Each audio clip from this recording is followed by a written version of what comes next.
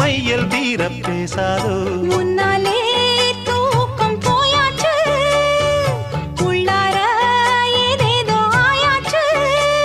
நான் ஏரிக்கர மேலிருந்து 8 திசை பார்த்திருந்து ஏந்திழைக்கு காத்திருந்தேன் காணல்ல